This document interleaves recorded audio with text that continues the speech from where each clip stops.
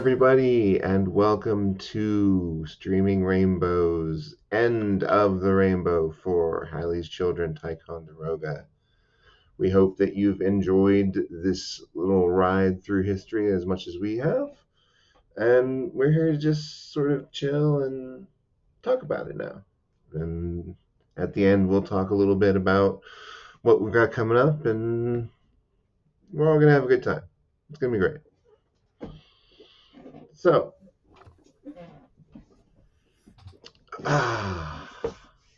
Question 1. yeah.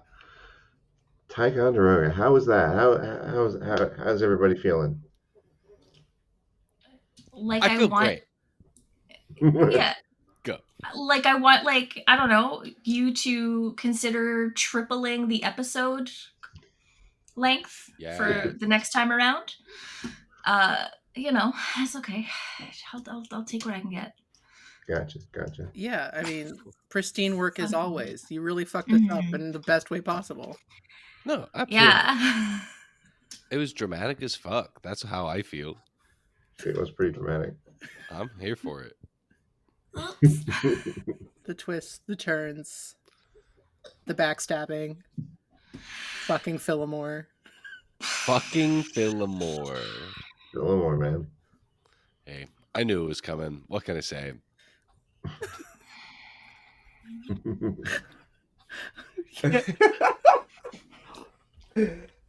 It was really cool. It felt like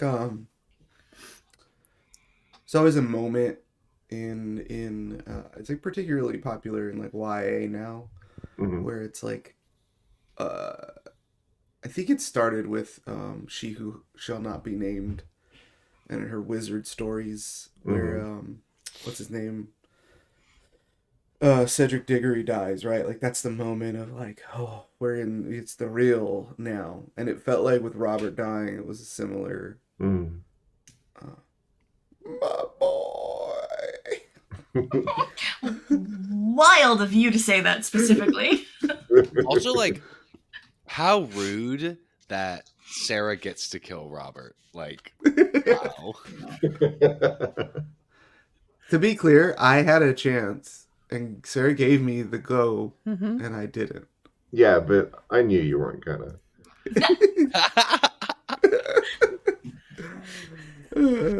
I did decide in like that moment though. I was like, I didn't know until I flew up with him. I was like, I'm gonna kill this son of a bitch. Let me see what's in his head one last time. Fuck, I'll put him down. Let me be the bigger person. Ida wanted to bite him and give him the plague. Like that's right. Remember that was an idea floated in the back. Yeah. Yeah, R.I.P. Robert. What a real one. What a turn from oppressive arm of a Christo-fascist government that murdered someone just for turning on fire to gay icon dying at the chest of his ace lover. Yeah, I mean, can we just, so everybody would have seen it by now because the thumbnail for the last episode, episode 5, is Robert. And the moment we saw Robert, we all went, no. Gay icon, 100%. Love him. You're the one who worked the most with him. You're not wrong. He is a gay icon, but now he's dead, so we gotta find another one. It's Pagan. Pagan is the new gay icon. It's Pagan. We love Pagan's Pagan. Gonna go. Pagan's gonna go fucking. It's gonna go all taken. Pagan's gonna go fucking. That's what it is. Pagan's hanging out with Ida in San Francisco. Yeah. How are you feeling about Ticonderoga, Sarah? I'm feeling wonderful about Ticonderoga. Ticonderoga has become something that I'm super proud of, and it just makes me very happy to be a part of it. But we were talking about Robert's death from a moment ago, and I just wanted to say, like, if you're gonna redeem a villain, give it good reasons, and this is how you do it. JK, I'm an idiot, Rawling. This is not. Oh, but I was sad about my ex-girlfriend in high school, so Yeah. therefore my child abuse is justified. Fuck you. Oh my god, the girl that friend zoned me. Always. Whoa. So I turned to Nazism. Alright, Alan Rickman, but fuck Snape. Yeah, Okay. Alan Rickman can do no wrong, but Oh yeah, Legend. Rickman's fucking wonderful. Snape. So what was the two-parter here for you, Sarah? Yeah. Two-parter to the DM. One, was the Morgan planned all along? And two, what was the sort of like inspiration for that? Because you told us in the background some pretty cool info about how their powers developed and what they looked like. I don't want to spoil that if you want to do that in your answer. Yeah, no. As soon as I went back to make all the old gods, all the ones who came before, and as soon as I came to the Morgan, like this whole story just sprang into my mind. And she became the perfect sort of looming menace that I could use for this story, as well as being a character that would be interesting and at the same time relatable. And so that was, I was hooked that as soon as I came to that. So that was early Belgrade when I was finishing that list out. Is when I knew about the Morgan. And yeah, the Morgan. Let's talk about the Morgan, because I have told you guys some stuff that our audience does not know, which is that the Morgan was originally identical triplets, that the Starfall and the nanomachines took as one person, and so that caused a error in the code where it became one being. And if you can imagine, already like these poor three children who were now one were already identical triplets, so they're probably already suspected of witchcraft. And then they start acting strange and acting like they're just one person, and yeah, it was inevitable that they would get burned eventually. But yeah, so it was an error in the code, and that's why when the Starfall happened, the code got corrected and the Morgan faded away. It was so sad. That was so sad. So was the Morgan not at any other, like if they had been at another Starfall, it would have happened earlier? Mm-hmm. Fuck. Wild.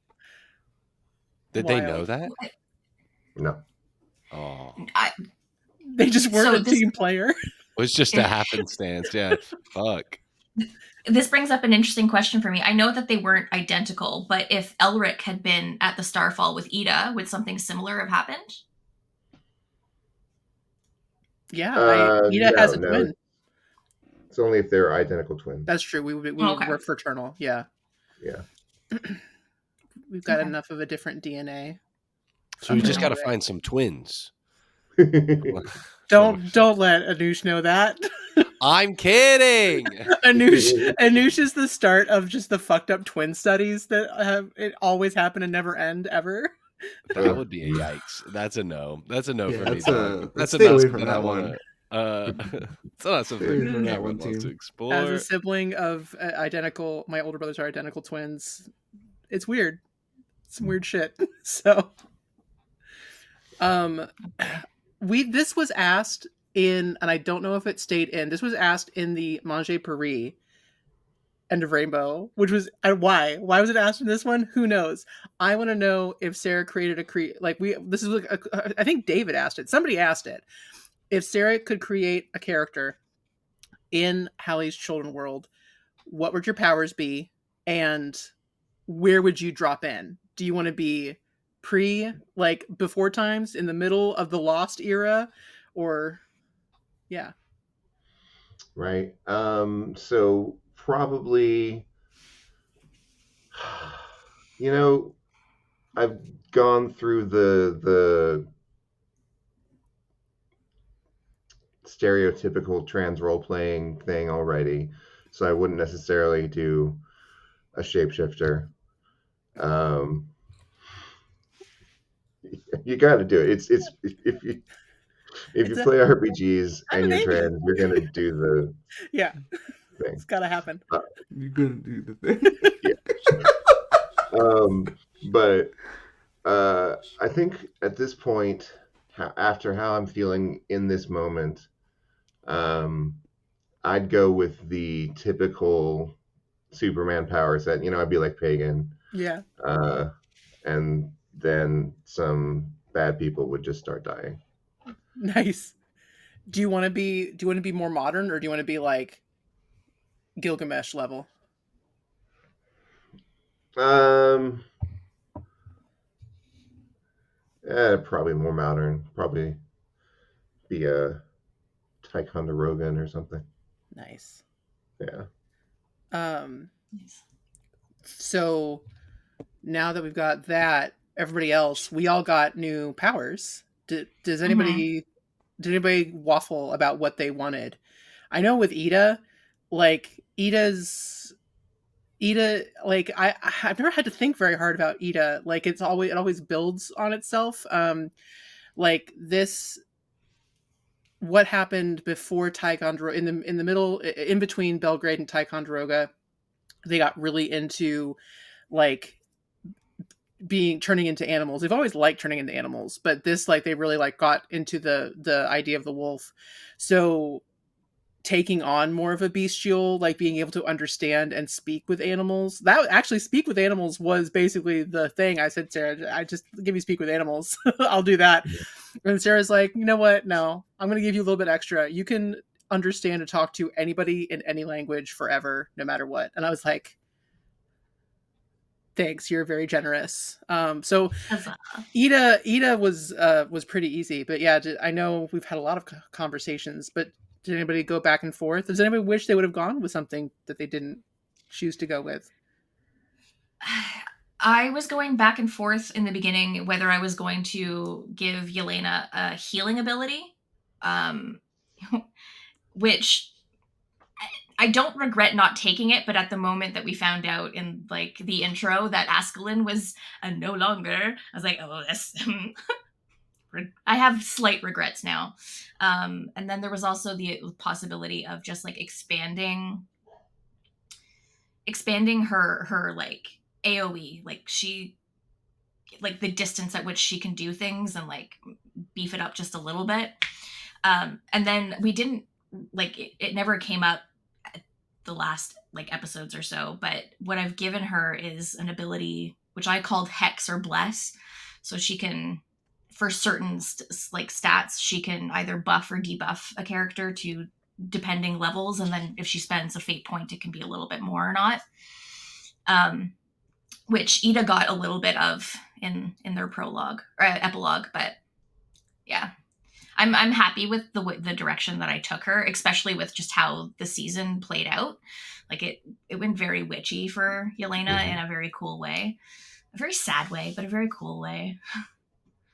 So yeah, I'm happy with what I ended up with, but there was some thought and like uncertainty at the beginning, for sure. I definitely go. Oh, okay. I definitely waffled a little bit. I was originally thinking about taking a power where Anoush could touch objects and learn their history. And then I was like, that's a little too much. That's I don't know. uh, and the idea of him isolating himself and wanting to find a way to bring him back into the fold, and make him reliant on these other people kind of sprung to me. And I was like, what kind of power would force Anoush to not be I'm gonna sit in a room and touch objects for the next 300 years. And so I was like, and I loved playing around with it at the kind of end episodes, of just taking and copying other people's powers. Oh, it's so cute.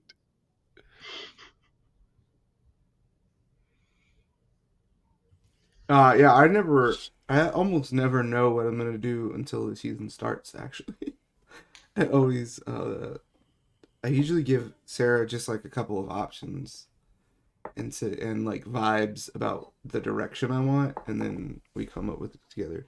But there was one specific change to a feat that I took that I am very happy about, and it was I took this one that was whatever fighting style, favorite enemy, Mm-hmm. and it was formerly for Robert, and now it's against any starfall touched person. Yeah. So Fillmore's gonna get his fucking ass kicked. My God. Yeah, I don't know. It was man, it was like being tied to a train track watching Fillmore shoot Hild 3 times over the course of a century. Fucking Fillmore. It's like, Sarah, you son of a bitch. It's like you're taunting me. I know, because I told you that his power was to be undetectable by powers, and There was one of the shots too. You were like, yeah, and Fillmore's there to help her get to safety, and I'm like, that son of a bitch. Yeah. But It's go ahead. I don't Go it's ahead. a beautiful transition of genre. Oh yeah. As we get into these modern eras, the fucking espionage spy thriller vibes are coming out. Mhm. Fillmore just busting in with the crew with guns and shit. He is in the scariest, the more modern, the more technologically advanced this world gets. Mhm. Yeah. He's absolutely terrifying. When you took him off to go hang out with the Morrigan, shit and bricks. I'm like, you took the guy with perfect aim and put him on the opposite team in an era with fucking guns. Speaking of my favorite rat bastard, Fillmore. Did Fillmore kill Askelin? Can't know. Askelin died by falling off of a horse. Everyone knows Did that. someone shoot the horse and make it rear? Everyone knows that. Everybody knows that Askelin fell off a horse. Yeah. I have said it, and I'll say it on camera. Baby Lara, who will be 1 when our next campaign starts, in real life will show up and murder him if he killed Askelin.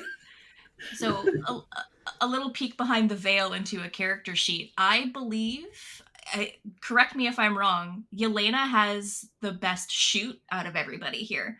So our little eco-friendly doctor is gonna be Technically, a I real could use Will to shoot a mind attack. So superb. technically.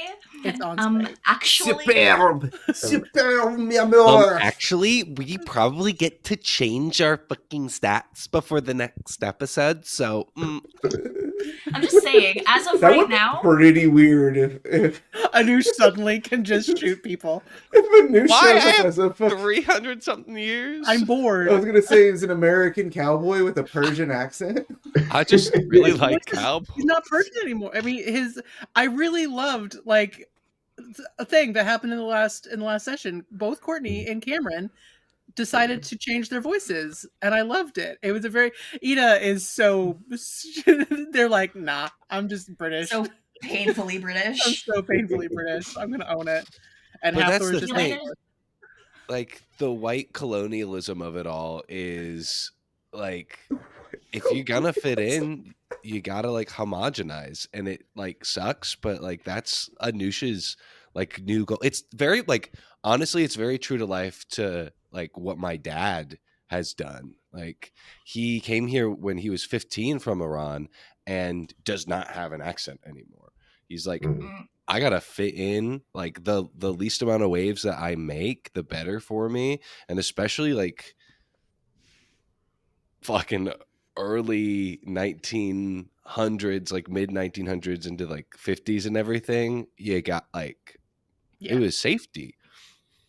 mhm. Yeah. I think especially for Yelena and Anush, who the two that did have the thickest non English accent, it had to happen. I'm sure there were far too many times where Yelena was just having this fucking argument with somebody. I mean, like, no, I'm talking and I'm saying the words, you just can't hear me. Well, and like Bitch, I know 27 languages. Calm I actually down. I don't think Yelena is as adept with languages at all. Like, I mean, not to something say that she doesn't know some, but something we didn't even really touch on, and we didn't have to, but if you think about it, with her however many steps away from the fucking head of the CIA, Red Scare, Mm, you sound mm. Russian. Like, I mean, you Mhm. don't sound Russian, obviously, but like, that's another reason of like, yeah. it's interesting. It is just really interesting. I'm really excited Which to is see. why Halfdoor's secretary doesn't trust Yelena.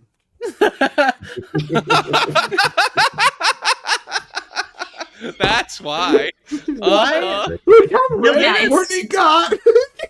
Yelena just doesn't understand why all your secretaries have to have all that Courtney cleavage has out. Courtney has real beef with an imaginary secretary. Look, all these secretaries who hate the wife of the fucking hot, tatted Well, god of a man. Yeah. He doesn't have tattoos anymore. He's just got gunshot wounds and fucking scars still. You're right. That's not hot at all. Batman. look, it's not a jealousy thing. I'm sure Linda just made some snide remark about this young up and coming person trying to sleep her way to the top, and Yelena wants to throw her off a building. It's fine. I'm a pacifist until I'm not, baby. Halfdoor comes home. I can't keep finding new assistants.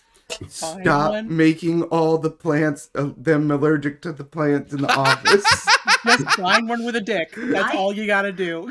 I don't think that can't would do help. that. In 1986. Sure. They're all. Anyway, He did. can't wait for what little twists of lore Sarah uses this backroom chat. Tricks on you. That's actually Laura's new character. That would be so Yeah. fucking Also, funny. can we talk about Ida not gonna be in Challenger? Yeah. What was that Yeah. decision like? No. Yeah, what was that? What made Shh, you put that sick of your decision? bullshit. They got sick of your bullshit. No. Their brother just really pissed him off. No, actually, Hey, I here we was go. thinking really long and hard about this because Ida's been on this journey, and I mean for 3 Starfalls, and Mhm. it's all the V Starfalls have kind of. I mean, the first one obviously happened to all of us. Like we weren't, but to like. Hathor and Anoush were in Hastings for a very specific reason. You know, they were there on purpose. Ida got wrapped up in something that was the biggest gift that they could ever have been given. It was literally a rebirth. Like I've talked about this with my partner and with all these things, like Ida would have probably died within a few years if they hadn't been part of Starfall, just from starvation, from war, from being a peasant woman in a fishing town. Like their father was an alcoholic who was probably extremely violent. Like they could have been married off and beaten. Like they weren't gonna survive ever. Like there was no survival for Ida over the next few years of their life, year or however many that was. They were not going to see. They were not going to be old. So this was a huge gift for them. But then, like every other Starfall, so they were at Belgrade for their family.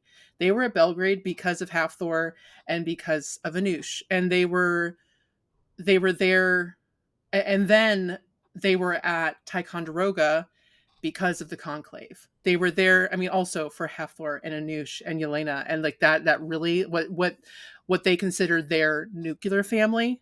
But then the bigger community of it. But then I think they really realized, I realized that their heart wasn't in it. Like they were really doing something because of familial expectations. And so I had made the decision. I can't remember when I had the conversation with Sarah. I think it was about halfway through where I was like, I don't think Ida's heart is in this. As much as they love their family, they're going on this journey of figuring out who they are outside of the conclave. Because it's something we touched on in Belgrade. Everyone saw me have a mental breakdown at the end of that season. But like they are different from even what makes them different.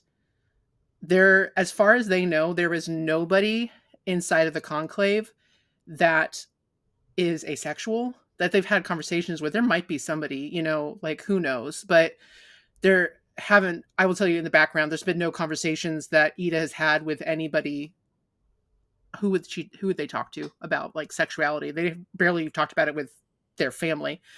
They're the person that they had the conversation with about being non-binary or not being the right gender was Loki, and Loki wasn't a great resource. Loki was like, I mean, I just have illusions. So like it wasn't a super fulfilling conversation for that either. So then and then they came to the new world, and like the we didn't touch on it, and we won't, because this is a very serious sacred thing for the indigenous people of North America. But two spirits, things like that. I am in no way a person to talk about this belief with the indigenous nations here, but there's that idea of following that path.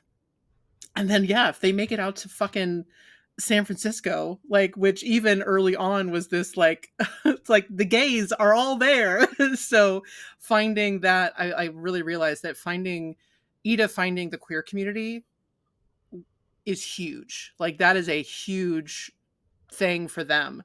And being able to be like, oh wait, this is something that my heart is really into, and I love my family and they're supportive, but like they can support me now.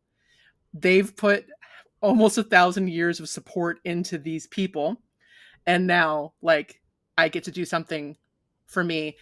And I'm gonna be perfectly honest, like I don't remember the Challenger. Obviously I was a year old, so I was not I did not have the brain function to know that, but I grew up with that being very fresh. And watching that again, I was like, Ida wants nothing to do with it. Ida, that level of ingenuity and growth is terrifying for them. So they are like, I can't be near that. So there was like the 1-2 punch of like, I need to find community that really gets a part of me that makes me feel bad when I'm surrounded by a loving married couple who adore each other and are very physically affectionate and fine with showing that. And and my weird brother who hides in a basement with a corpse of himself. Like there's like a lot of, they had that, and then yeah, so that was the decision. Not the last we'll see of Ida.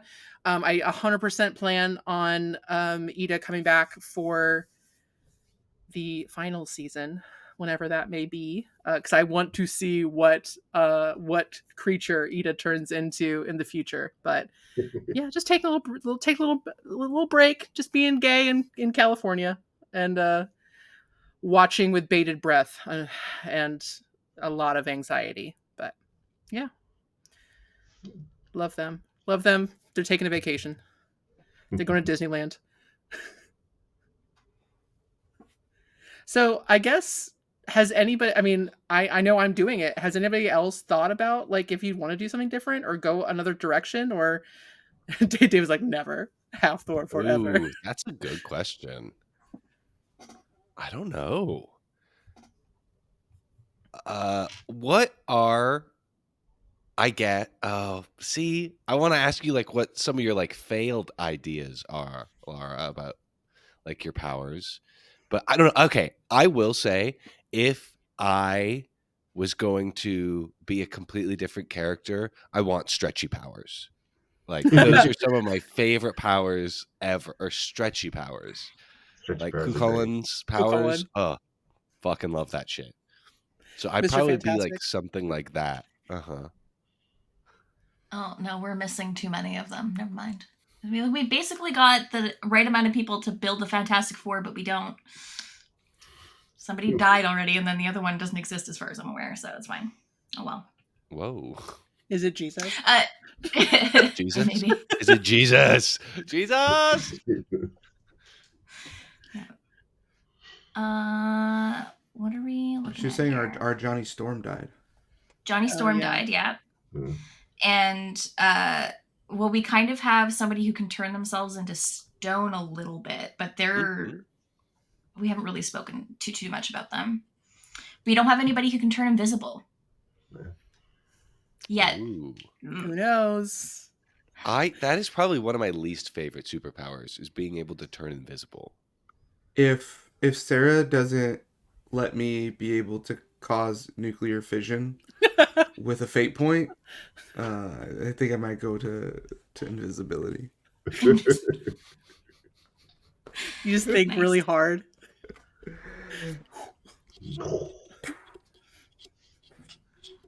That would Love be it. scary. That would be scary for Hathor. That'd be scary for anybody. It is a terrifying power. It is a good. I think it's a good power to have along with other powers. But if I just had invisibility, I would. I don't Yeah. know what I would do. If Hathor had invisibility, he could almost kill every super there is, Oh, easily. with the exception of probably Hurrit, and I still don't know how Gilgamesh's work. So potentially Gilgamesh. Gilgamesh's might be like the master copy, and they will save themselves no matter what. So that might be literally impossible. So that's part of their mythos, that they can't be beaten. Right. So I wonder if it's because it's got to save the first copy of the nanos on Earth. Interesting. It's Maybe. pretty interesting. I'll find out when Hathor drains his blood. I'm just kidding. Whoa. Vampire now? Okay, so that is something I was definitely thinking about. Like speaking of other like like superhero characters that we would want to play, that was a path that I had also thought of, like Blade? sending a noosh down Me too. as like the building up the lore of like being like the first vampire or like Dracula. I was like, oh, that could be really interesting. So maybe if I was another character to come in, I think maybe it would be Dracula. Yeah. Yeah. My goodness. It's been really fun, like Googling heroes, because that's the whole thing. It's been like, what myths are there? Mm. So it's been very interesting. I've been taunting my friends with not telling anybody anything Okay, except for Sarah. could you reveal are you thinking more of like a new, completely like modern person who gets superpowers, or are you thinking of like being somebody? I don't know. I can't Liar. tell You know, and you're a liar. It's gonna be. I will tell you that they're going to be very charismatic. It's going to Okay. be a very opposite of Ida. Interesting. Because It's it's going to Dracula, be that's distracting. It's spy.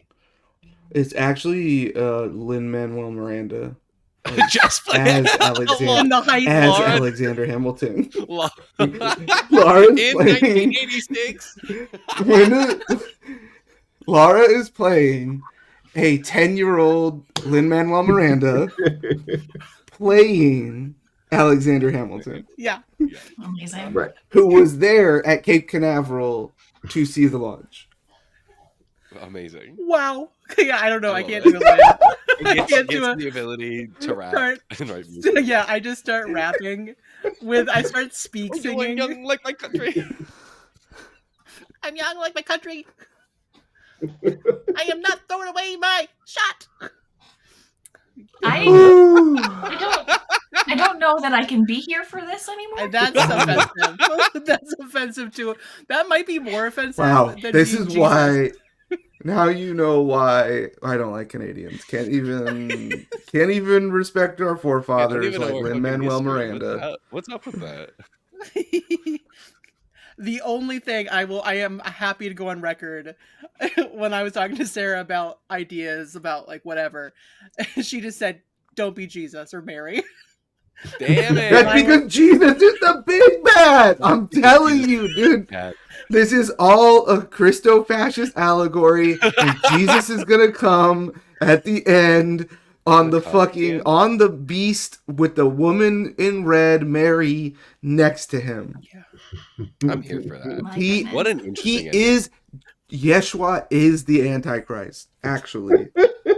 He is both Christ and Antichrist. And he can his powers is like shooting nanobots at people. Yeah, that's how he did all the miracles. That's all the miracles. Oh my god, yes. Sarah's gonna send me a DM being like, "Hey, this whole part, can you put a technical difficulties?" Hey, anybody watching out there? We've uncovered. No. Okay, you could cut the Jesus part, but keep the Lin-Manuel Miranda part. 100%. Right. Oh no! Lights up in Washington Heights. Up in the beginning. I feel like Lin-Manuel Miranda as Jesus is something that we're missing out on in life. Oh my god. Jesus Christ Superstar Revival with Lin-Manuel Miranda. Yeah. Make it happen in 2025. Okay, everybody pick a Jesus Christ Superstar character. Go. Who would you be? I don't know enough about that musical. I'm so sorry. I'm I'm so glad you asked. I would be Judas. Yeah. Shocker. Sorry. Just Judas has really good songs, you guys. You know what? Talk about it. Talk about it, Courtney. Bring it up. Huh? You want to talk about it? Judas is the most chaotic gay of the disciples. Thank you. Courtney has turned so red. Here, Courtney has turned colors. Why don't we talk about the turncoat behavior of this campaign? How did it make you feel, huh? So this was an interesting thing. There was obviously a lot of tension right around the middle. Somewhere, I don't know what, it was somewhere in the middle there. No, it's really interesting. It is truly interesting. Like how hyper fixated Anush gets. And no matter how much his siblings are like, you truly, truly have to communicate. And Anush going, I don't know what that means. I'm gonna go. I think it's an interesting. I think it is an interesting perspective in the way that we all reacted to this kind of behavior, right? Because it was like the idea was it was toxic behavior that put people in danger, right? Like that was the problem. Right. Fillmore primarily, and then potentially whatever damage Fillmore could have done. And then blowing up the thing without people knowing, right? There's a whole bevy of actual harm reduction necessary there, right? In terms of like a correction of behavior. And so it was interesting to see that like the different layers of response to that, because like we've all dealt with that in our, whether it's personal or family lives, whether it's like someone with addiction or some sort of general antisocial behavior, or uh, whether it's like not paying money back because of their stuff, or generally a bad roommate who like damages your stuff and is just like, it's fine, like I let you use my stuff, like it's kind of like that, right? And it was like, it was interesting to see the different responses, because it was obviously, and they're informed by their backgrounds, which was like half the words is like, no, like I've seen this before, like it needs to change, and like we have to put our foot down. And his adoring better half was like, if we close them off, then what else, what other resource do they have? And then Ida seemed to be a general detachment. um and then obviously Gilgamesh came in with the big papa bear vibes. No soldier left behind, and nobody's irredeemable. So it's just, it was a, it's a compelling, it's a compelling narrative that's worth exploring if done right, right, and examined in that way. So it was Yeah. useful. Cam, how did it feel for Anush to finally have like true, like impactful consequences? Because that was the thing. Like we've had the things, and they, yeah, like Mm-hmm. Pagan. We talked about it. Pagan flew away. Mm-hmm. Ida and Halfthor were like out. Like, yeah, how did, I mean? Because that's a, I'm mad. That hurts. That's hard. Yeah. I mean, well, so just like you said, Laura, like Ida was just there, like just happened to be there when the star fell. Hafthor and Anoush like came there on a mission, but Anoush is the only one who from before even knowing about what the starfall is, has had the same objective. Like from the like even before the start of the campaign was to find the star, to gain the power to stop the things from hurting the family. Like the failure in his mission was not being strong enough, not being smart enough, not being quick enough to gain the power. So to then have, like, in his mind, like, okay, great, I'm gonna get this thing, I'm gonna do this thing, nothing else matters but like finding these stars, has failed because the Ottomans like wiped out the Persian Empire, so even like the power of the star wasn't strong enough, so that means, okay, gotta find more of them. And then finally, uh like after Ticonderoga, after securing, after being like, okay, fine, there was like turbulence, things fucked up, shit happened, but ultimately the main goal will be achieved. The star will fall, we will get the powers. Everybody was like, like, you put us in danger, our feelings are hurt. Like that's why we're mad at you. And Anoush being like, wait, no, that wasn't the game. Like that's not the game we're playing here. So everything was like flipped on its head for him. Like having that like very like visceral and important uh like confrontation and vote, uh it was very much an intervention.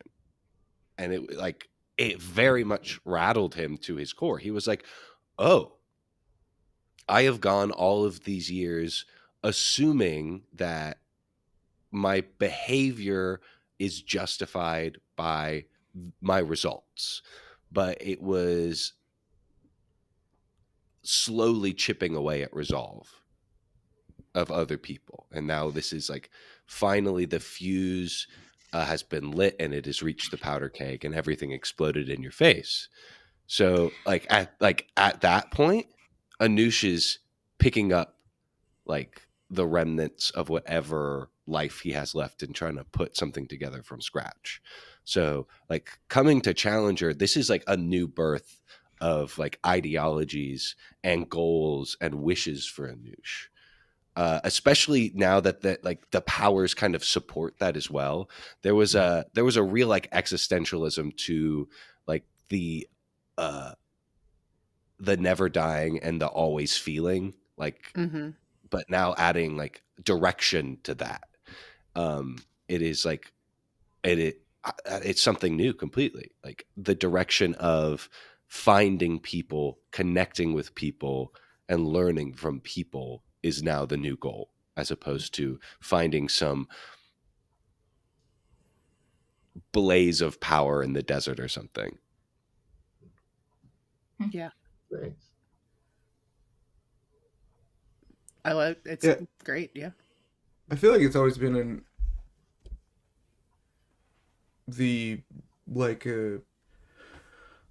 ideological differences in Hathor and Anush have always been representative of like pragmatic progressive versus like ideological leftist, if that makes sense, right? No, yeah. One of them is like, it doesn't matter what we do to get the results. Like, it's get the results and Mm-hmm. then we can be fine. And then all this is fine. And for Hathor, it's always been a little bit more like, we have to deal with the now first to be able to get there. We have to deal with the present danger to get to what you're talking about. Like, we don't have the privilege of dealing with that if the Morrigan kills us all, right? Like, that's like that's always been and I think that's always the thing that why Hathor's been, I guess you could say, tolerant of Anush's most of Anush's behaviors up until now, is the idea that like at the end of the day he knows that what Anush is asking is important, and what Anush has the drive to find out is ultimately the most important thing. It's just we can't like, but the more strength we lose in the now, the harder it's going to be to get there when the now is done. I think is like where the big, and that was on full display sort of this this season, I think. No, I think Hathor, in my opinion, has the most incredible forethought out of any of the characters Mm-hmm. in like the series. Like his ability to like think ahead generations and think, hey, these small moments of like connection and doing things the right way and the like taking time to do them like will like have ripples and effects. Like to think of just amassing power with any stability or community or emotion or like benevolence is a terrifying thing and a potentially like world ending thing. So there has to be like that counterbalance, otherwise like it just goes off the rails. Like that's what I'm saying. I think fully like the idea of like this build up through episode like season 1, season 2, and season 3, it has been like very like a similar form, but there has been more like anticipation and more like ire and just like more like passion and pressure behind like the repetitive nature of like the interactions. It's like we learn a little bit, we regress a little bit, we learn a little bit more, we regress a little bit, and the like finally for the last time, like we've learned a lot, we've regressed too much. So we need to fucking put a stop to this and change everything. And I'm really excited to see like where this next season goes after like all of that happens. Yeah. I think something that's really fun and interesting to watch in all of our epilogues was like it's kind of what you're saying, Cam, of like Hafthor understands legacy and the need for legacy. And like again, the Batman is a joke, but like having having constant like there's a trust that will come into my name into a different name, but it's me, it's all me. So like that forever. Whereas but then we've got Anush who like I'm the cleverest person in the world. I can do it on my own.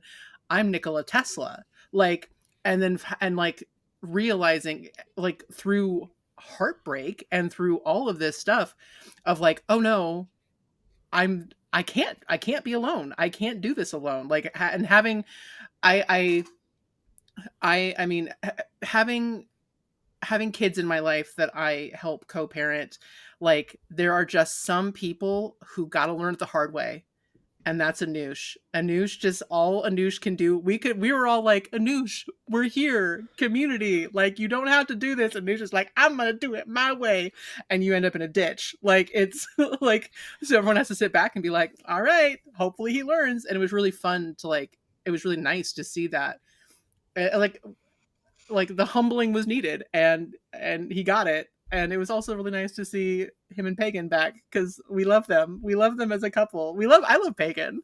I love that he's Superman. I like always pick. It's always so funny now. Once Sarah told us, well, not once. I think it took me Belgrade to hear it the second time, and then it locked in. But that Pagan just looks like Jason Statham. It makes the character so much better. Like, I don't know why Yelling that where particular all the aesthetic.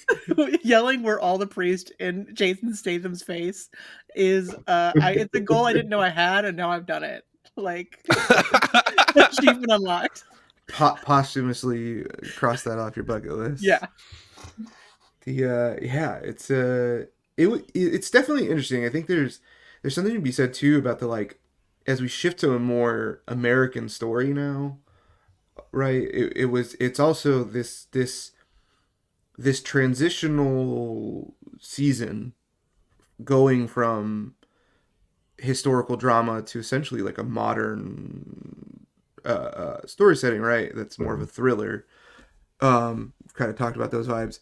It was cool because it, in that same way that Hathor's approach centers like community and interconnectivity and like legacy, right? And the idea that, like, it's not just me. I can't do this. Like, I in fact need to find someone better, and that's the point of Hear It. And like, it can't just be me. I need to change hearts and minds. Like, I can't just kill my way through solve these problems, right? So then it's, politics, and then it's okay, well, what really influences politics? It's information gathering. It's that kind of leverage. It's that kind of stuff that really turns the wheels. Okay, do that now, right? And it's all that stuff that sort of represents, in my mind, as we head into Ticonderoga Cold War era stuff. Ticonderoga Civil War. Challenger Cold War era stuff. This difference in sort of the Greatest Generation, Silent Generation's idea of American idealism, and the idea of, like, okay, hey, we, like, Europe's ruined. We're not going to be safe as the West if we don't reinvest in Europe and help them, right? Versus the boomer, like, rugged individualism of lower individual taxes but raise, like, the tariffs, and like, let's, like, all these, like, this American incentivism to isolate back, right, which has horrible ramifications. And it was just like a little bit representative of that too. So I thought that was it's really real cool synergy in individual storytelling matching up with the direction that Sarah's pulling us. Mm-hmm. Thank you for coming to my TED Talk. Hey, listen. It's beautiful. We could talk about this shit Profound. for hours. There's a lot to say about this fucking show. It's beautiful. We love it. There's a reason it was the first one. Mm-hmm. For real. Ooh, I say, as the last question, we should go around and say one word that encapsulates our experience with Halley's children, Ticonderoga. And I don't want to start. That's an X card, right? We got an X card thrown up there. Oh, X card? Okay, cool. I hate that shit. Hi, everybody, say one nice thing about your. I do. Whenever it's like, everybody's new in a room, say one cool thing about yourself. I'm like, I want to. That's a little bit I'm thinking more of in a very poetic way, and less of an icebreaker way. Because Sarah famously loves poetry. What's Sarah's favorite poem? Have you got a favorite poem yet? No. Daddy by Sylvia Plath. Ooh, that's a good one. What is everyone's goal for Challenger? Final question. Kill Vladimir Putin. Oh yeah. No, no, for real, kill Fillmore. Is not the primary goal.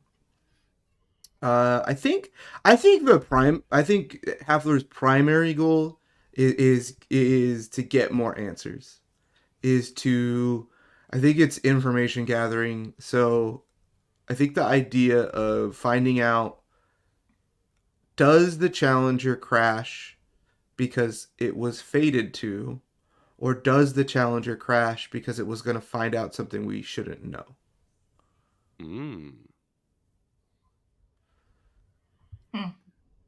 That's great. That's Hafthor's big Batman question.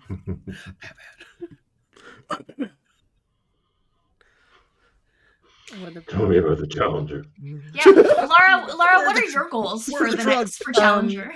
Laura's goals are to in character.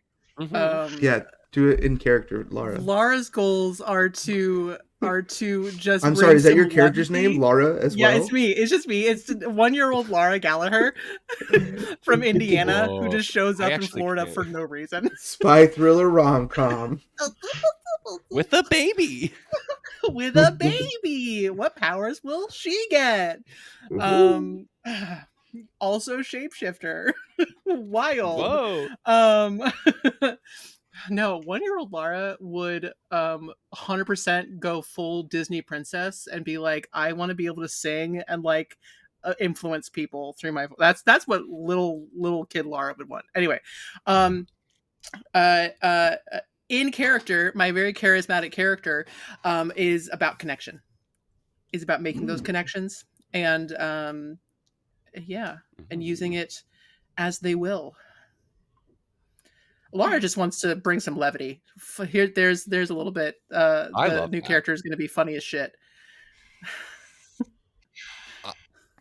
I think my goal for this new season is to showcase and maybe shock with kind of Anoush's new personality. And I think it's going to be very, very similar to playing a new character completely. So I'm excited about that. Interesting. So we won't be saying, is Anoush the bad guy? I mean, you might. I don't fucking know. Y'all are weird. Weird. Weird. I don't know. Anoush's going to smoke weed. That's that's new. Oh my God. Love it. It affects him. What about the HPIW? Who? Or HWIC, sorry. Head witch in charge. Okay. Now that the Morrigan's gone. Witch mommy's gone. Yeah, I don't know. I think she's kind of always been... She's always kind of been about family in one way or another, and I don't know that going into Challenger that's really much of an option in a weird way, because we have the arm of St. George. Am I getting that right? Yes. Yeah, so I think she has a lot of, like, she's going to go into Challenger, I think, with a lot of distrust. So finding out about everything that happened at Eternatus, I think both character and myself, we assume that it was an inside job in some way, and that's taking a lot of her family away. So I think the people that she trusts, that circle is a lot smaller. It used to extend to pretty much everybody. I think Hild's been almost killed a few too many times. Hild's good. You don't think she's Hild's in on great. it? No. Hild is down for the cause. She didn't die. Yeah. Well, look, then that's a lever Honestly, that Sarah if she can went pull through, to like, break my heart later. Yeah, if she went through a 2-week stay in ICU just for the bit, like, you got it. I'll give you this evil. one. It's fine. Yeah, hey, you earned it. Like, Yeah. She could take over the world. Yeah. Yeah. That's So why again- Hafler turns his ears off when she's around. Yeah, I think, like, I don't... Yelena gave up a bit of her empathy away. I don't think I'm going to give that back to her. I think I'm going to level her out a little bit. She was very heart forward in ways that were detrimental to herself and the things that were important to her in a lot of ways. So I think she's going to try and level herself out, give herself a little bit more grounding, and maybe, I don't know, look at things and not colder. I don't think she'll ever be cold, but less trusting, I think. But still very community driven, as in like she's very much believing that they're here to help the mortals flourish and grow and become something better. So I don't know. It's a weird spot to her. She's a little bit all over the place, but I love her. My new character's coming for your wife, Hathor. If you think about community building. Shut the fuck up, Laura. Jesus Christ. Oh, I think Anoush is coming for your wife. Anoush and Yelena could do some whack combos with the stat. I can't wait. I can't wait for the first time if Anoush ever manages to take on one of her powers. I'm gonna make him throw up. Oh, amazing! It would be so we could stack it. It would be all because like I could take your power, buff myself. You could buff me, and I could also just like buff myself. Oh. Well, hold on. No, because of how it's written. But this is also something I've made a decision for myself. Her witchcraft, her blessing ability, it's all outward. She can't do it to herself. That's really interesting. So we could super buff someone together. Again, with how it's written, I don't think we can because it's only one buff per character at a time. Now, it doesn't really have a duration on it. Once it's used, it's gone. But okay, I don't know. No, who's to say? Yeah. Sorry, I cut you off with my sass, David. What's up? What were you gonna say? I have no idea. I don't remember. Gonna hit on your wife? Oh yeah, I was just gonna say, if you think about it, if you think of Belgrade as your birth for Yelena, and then this is like sort of childhood, then it would make sense to be lost in your teenage years of the Challenger. Mm. About that time. Wow. So you're saying that this was Hathor, Ida, and Anoush's teenage years? Which makes sense. It makes sense. Yeah, y'all were. I was gonna say y'all were angsty as fuck, but I don't have a stone to throw. I love it. I'm just gonna be pagan next season. But that makes sense though too, in the way that we did all find our direction now, right? Ida found her community, found the thing that's important to her. Anoush found the right balance of like the way forward in these things, and Hathor became a workaholic. Batman, who was estranged from his son. Fuck. So he really is like Batman. Huh? He's Batman. Robin Batman in the X-Men novel. Married to Poison Ivy? I didn't read that comic. Wow. It's in a couple. They're alt universes, but it happens. Yeah, I mean he kind of fucks everybody, so yeah, that makes sense. Big old slut. And on that note. Yeah. Who wants to do it? That was great, everybody. Anything else before we go? No.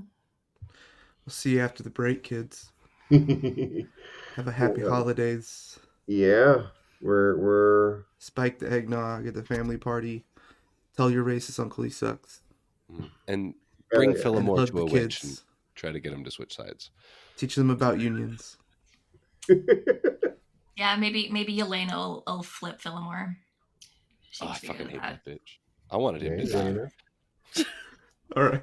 I'd be good with him dying. So yeah, thank you guys for joining End of Rainbow and Halley's Children. And enjoy our little break. We're taking a break for the holidays, and enjoy what we have coming up in the new year. We have new things happening. It's going to be very exciting. January 10th begins a new long-form live stream called Inferno, where I will be running some unsuspecting players through Dante's Inferno. So I'll see y'all in hell, I guess. But yeah, happy holidays. See you in hell. Love you guys. See you in hell. We've got to close what a sign off. We've got to close on that. All right. There's a lot of hell. There's a See lot you of in hell hell, on this everybody. channel. Bye-bye. So much hell. See you for next season of Halley's Children Challenge. Ellie's Yeah. children.